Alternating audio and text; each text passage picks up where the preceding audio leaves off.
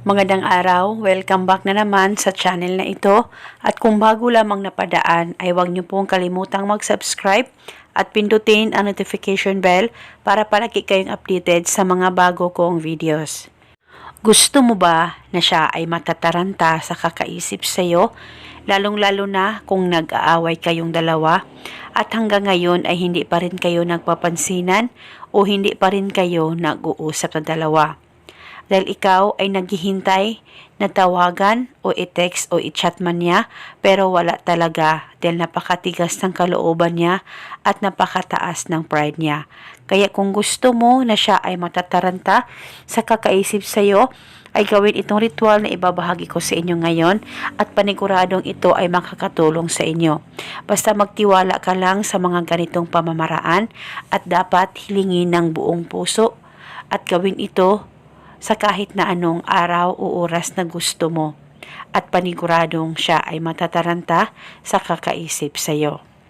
Ang gagawin mo lamang bago ka matulog, kumuha ka ng papel at panulat at isulat sa papel ang pangalan at apelyido niya ng 7 beses.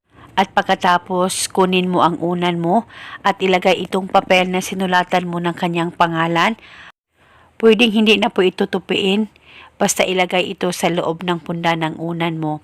At pagkatapos, bago mo uunanan ito, ay ihampas mo muna ang unan mo ng 3 beses. Wala na po kayong kailangan pang banggitin o ibulong na spell, basta gawin itong ritual na tama ang pagkagawa mo. At pagkatapos mo nang mahampas ito ng 3 beses, ay pwede mo nang uunanan ito. At paniguradong siya ay matataranta sa kakaisip sa iyo. At kinabukasan, hayaan mo lang ang papel dyan sa unan mo. Huwag mo itong kunin hanggang 7 araw. At kung sakaling hindi ito safe sa unan mo, ay pwede mong kunin ang papel at itago at saka ibalik lamang ito sa tuwing ikaw ay matutulog at ihampas mo muna ng 3 beses, saka mo unanan ang unan mo hanggang 7 araw mo gawin ang ritual na ito. At pagkatapos ng 7 araw ay kunin mo ang papel sa loob ng punda ng unan mo at sunugin mo ito. At ito muna sa ngayon, sakaling kayo ay may katanungan, mag-comment lang po kayo sa baba.